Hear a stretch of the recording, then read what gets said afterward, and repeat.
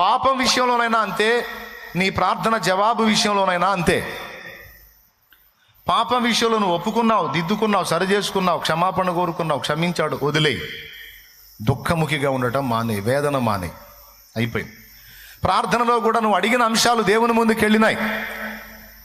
ముఖాముఖి నిన్ను శాలేమన్నా కలిసి చెప్పాడో, లేకపోతే ఇక్కడుండి వాక్యం ద్వారా మాట్లాడాడో, లేకపోతే మరొక దైవజనుని ద్వారా నీకు వాక్కు వచ్చిందో, లేకపోతే దేవుని వాగ్దానంలో నుంచే నీకు దేవుడు మాట్లాడాడో, లేదా నీకే దర్శనమందు మాట్లాడాడో, లేకపోతే అజయ్ ద్వారా మాట్లాడాడో, ఇక్కడ అశోక్ ద్వారా మాట్లాడాడో, లేకపోతే ఇక్కడ నిలబడి ఇంకొక దైవజనుడి ద్వారా మాట్లాడాడో, ఏ విధము చేతనైనా నీకు దేవుని వాక్కు వచ్చిందా? అయితే ఆ వాక్యాన్ని, ఆ వాగ్దానాన్ని పట్టుకో. ఇక దుఃఖముఖిగా ఉండుట మానే. ఎందుకంటే ప్రార్థనలో అడిగి నువ్వు మర్చిపోతావు, కానీ నువ్వు అడిగిన ఆయన మర్చిపోడు.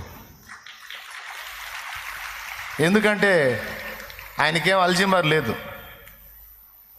అది మనకి, మనుషులకి జ్ఞాపక శక్తి ఎఫెక్ట్ అవ్వటానికి. ఆయన అన్నీ గుర్తుపెట్టుకునే దేవుడు. ఆయన అడిగి మర్చిపోతాం మనం మర్చిపోయిన వాటిని కూడా మనకిచ్చి గుర్తు చేస్తాడు. ఫలానా రోజు దీనికోసం నువ్వు వేచి ఇదిగో జరిగింది చూడుపో అంటాడు. యేసయ్యకి జ్ఞాపక శక్తి బాగుంది.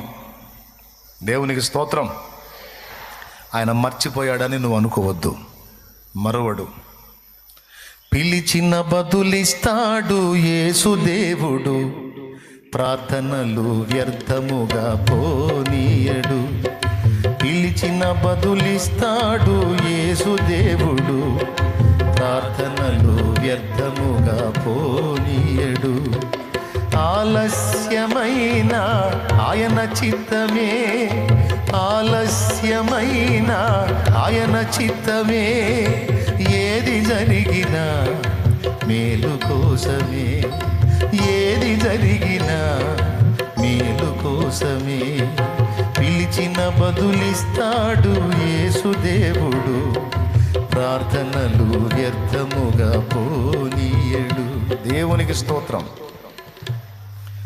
శత్రువు నిన్ను రెచ్చగొడితే రెచ్చిపోవద్దు, కృంగదీస్తే కృంగిపోవద్దు. చెప్పండి, దోషం విషయంలోనైనా అదే, ప్రార్థన విషయంలోనైనా అదే. ఏం చేయాలి? క్షమించాడని నమ్మాలి, విన్నాడని. ఆ నమ్మితే ఏం చేయాలి? దుఃఖముఖిగా ఉండటం, వేదన పడటం, దిగులు పడటం, కృంగిపోవటం, కుమిలిపోవటం, ఏడిసి 10 మందిని ఏడిపించటం మానుకోవాలి. ఇది నిజముగా విశ్వాసులైన వారు చేసే పని. ఇక తలకాయ నిండా తట్టడి అనుమానం పెట్టుకున్న వాళ్ళు నేను ఎంత మొత్తుకున్నా వాళ్ళకి ఎక్కది. ఇది ఈ కూర్చున్నప్పుడు కూడా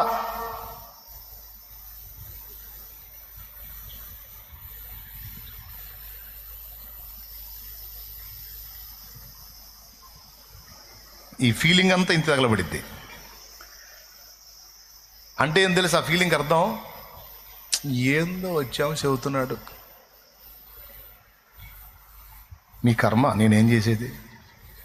అనుభవించండి. మరికి చేసింది మూతులు తిప్పకపోతే ముక్కులు తిప్పవు, ఇక తిప్పు. ఏం తిప్పుతావు? నీ తలకాయ తిప్పు, పోతావు. అది కాదు చేయాల్సింది. దేవా నీకు స్తోత్రం, నీవు నాతో మాట్లాడినందుకు హృదయపూర్వకంగా ఈ మాట నేను తీసుకుంటున్నాను ప్రభువా. నన్ను క్షమించినందుకు నీకు వందనాలు, ప్రార్థన గైకొన్నందుకు నీకు స్తోత్రాలు, సమాధానం ఇచ్చినందుకు నీకు స్తోత్రం. దుఃఖముఖిగా ఉండటం మానింది, దేవుల్లో ఆనందించడం మొదలుపెట్టింది. సంవత్సరానికల్లా వాగ్దానం నెరవేరింది. రాజులను శాసించే ప్రవక్త అయిన సమూయేలు పుట్టాడు హన్నాకి. కొడుకును అడిగింది, ప్రవక్తను అడగలా. ఏమడిగింది? కొడుకును అడిగింది. కన్నా ప్రేమను వదిలే, పాటలు ఎక్కువ అవుతున్నాయి. ఏమండి? కొడుకును అడిగింది.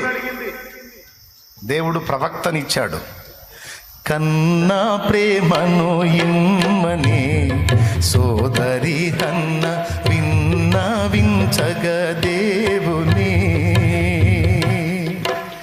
అన్ని ఎరిగిన తండ్రి అన్నాను దీవించ, అన్ని ఎరిగిన తండ్రి అన్నాను దీవించ, వన్నెకెక్కిన కొడుకు చెన్నుగాను దీన.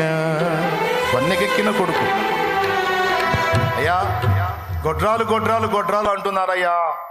ఆమె గొడ్రాలు కాదు, ఆమె కూడా సంతానవతి అనిపించుకోవాలయ్యా, ఒక బిడ్డనివ్వమని మొదట అడిగింది.